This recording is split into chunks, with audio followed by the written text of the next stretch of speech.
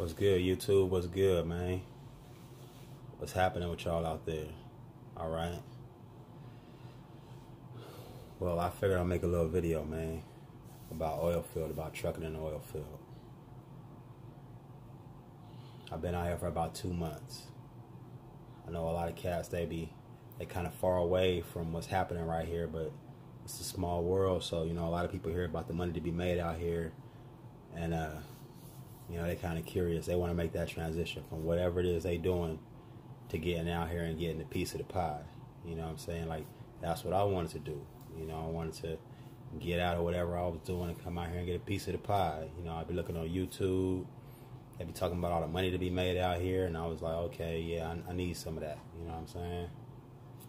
So, for my particular case, you know, I was already a diesel mechanic. You know what I'm saying? Like, I had graduated from college with an associate's degree in diesel technology. I was working a 9 to 5 in a shop on heavy equipment. And, you know, I made about $1,500 every 2 weeks.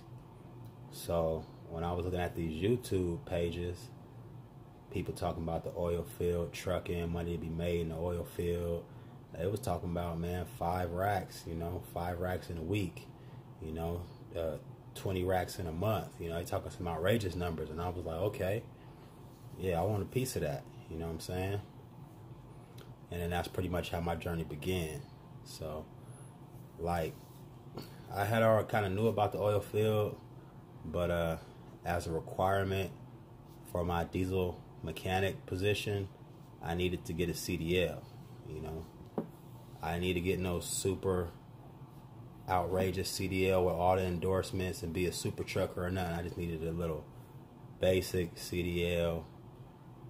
You know, I didn't need no air brakes. I didn't need it to be for a manual. You know, I could have had those restrictions on it, but I figure you never know what the future has in store. You know, maybe in the future I could be working on semi trucks. At the time, I was just working on heavy equipment like tractors, directional drills. I wasn't working on semi trucks, you know, so, but I'm always looking for the bigger paycheck, you know, so maybe my path would have led me that way. So that's the kind of CDL that I wanted, you know. So I started watching YouTube videos on how to drive a truck, you know. Started watching YouTube videos on how to properly shift gears, you know, how to do the various maneuvers you need to do to pass the test. You know, that's offset parking, offset backing, straight line backing, you know, alley dock backing. You know, I started watching these videos, and upon my quest to watching these videos, I came across guys who was in the trucking game. You know, like guys like Trucker Brown, like LoShawn Parks. You know, I came across Chase and Andrew Jackson. I came across Fuck You Money. I came across, you know, I mean, the list goes on, man. Like Justin Lewis. I came across, you know, brothers, primarily brothers, you know, Ghost. Couple other dudes like SoCap. You know, a couple other just pages who weren't even talking about like how to drive a truck. They were talking about the other aspects of trucking, whether that's over the road, whether that's owner operator, you know. So then that broadened my mentality and broadened my approach to trucking, and, you know, kind of made me feel like, okay, like if I get this CDL, you know, I might have to leave this mechanic shit behind, you know, and really get the bag. So like I'm saying, as a mechanic, I was making $22 an hour, you know, and that averaged out to about $1,500 every 2 weeks. I was working 40-hour shifts, you know what I'm saying? So the money that these guys were talking about in trucking was more than what I was making as a mechanic, you know. So that was an option I put on the table. So I went down to the DMV. I got my permit, you know. And then after I got my permit and watching these videos, you know, I just built up my confidence, and I was like, you know what? Like, I'm going to try to do it, you know.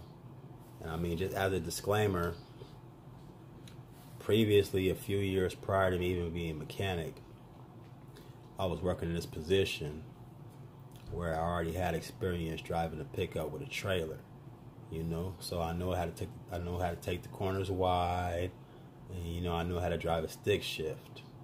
So I figured it wasn't that much of a stretch for me to, you know, hop in a semi, because I had already driven a semi, but it was in a straight truck configuration.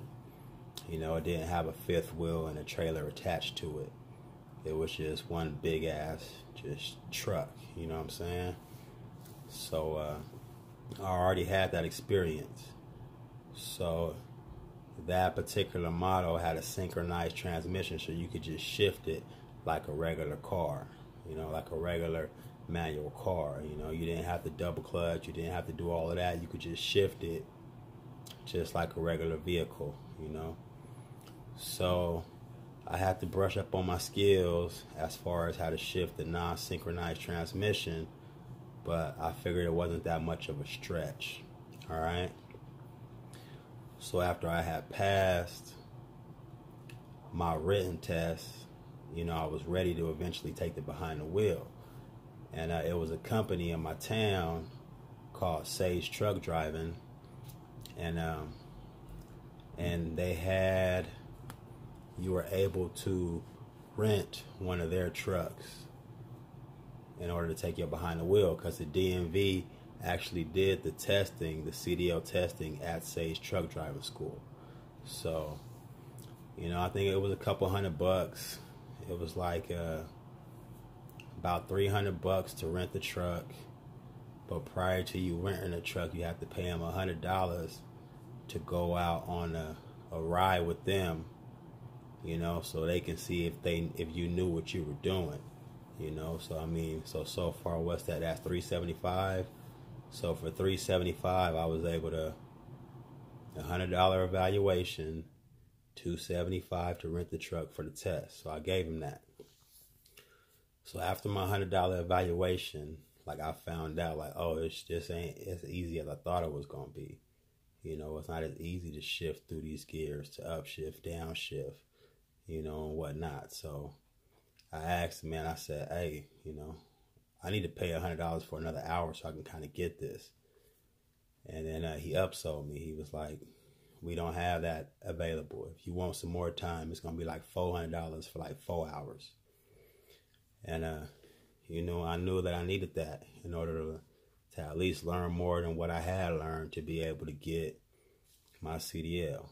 So I gave him that money, you know what I'm saying? I gave him the money, and then the next time that I came back, you know, I practiced my parking. I practiced my straight line backing. I practiced my offset backing. I practiced my alley dock. I practiced the maneuvers that I would need in order to pass the test. You know, I practiced my shifting, you know. I chopped it up with the guys who went out on the ride with me for the 4 hours, you know what I'm saying? And he just laced me up, you know, like they just told me the do's and don'ts, you know, let me get comfortable. You know, you got to get some hours in the truck to get your comfort level up. And I mean, that's what I did. So after that, you know, I set the date for my behind the wheel. You know what I'm saying? My behind the wheel test. Took my behind the wheel test and I failed. You know, I'm just be honest with you. I failed the first time. Like, I didn't even make it past the initial inspection. You know what I'm saying? It was just confusion in the communication of what she was telling me. Like, I drew the full vehicle inspection my first attempt. And then it was confusing. She said, if you go over a component right here, if it's an area of the truck and the same component is in a different area, you really don't need to make a long story short, you know, it was confusing because it's like the tires, you know, like I explained the steer tires, all the components on the steer tires. I explained the drive tires, all the components on the drive tires, but the trailer tires, you know, I didn't get down there and pull on stuff and explain it. I just pretty much said, I'll do the same thing on these tires that I did on the other tires, but that wasn't enough, you know, and I got failed. So the second time, You know, I breezed through it, the inspection, the pre-trip inspection, and then I failed on the reversing, you know. And then the third time, well, I got past the inspection, I got past the backing, and then I fell, you know, I was out on the road, I had the truck out the road, and then I ended up failing the third time. But, you know, the fourth time was a charm, you know what I'm saying? So you just take your failures, you know what I'm saying, learn from your mistakes, and you get out there and make it happen. You know, I'm just being, a lot of cats gonna lie and say, oh, I passed on my first try. They did, good for them. I'm just telling y'all my story, you know what I'm saying? I'm keeping it 100, telling y'all my story. So after I got my CDL, you know, I came out to North Dakota because I only happened to be living like 5 hours away from North Dakota in Montana at the time. So I came out to North Dakota. I got on Craigslist. You know, I got on Craigslist. I seen a lot of employers looking for drivers. I came out here, I made the trip, and I met with like 5 different owner-operators.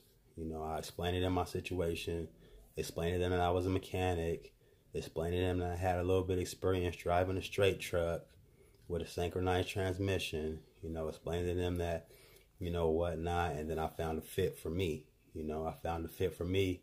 This particular guy, he had about 6, 7 trucks, and I mean, his drivers, they didn't know anything about mechanic, about, you know, fixing or anything, you know what I'm saying? They were just strictly drivers.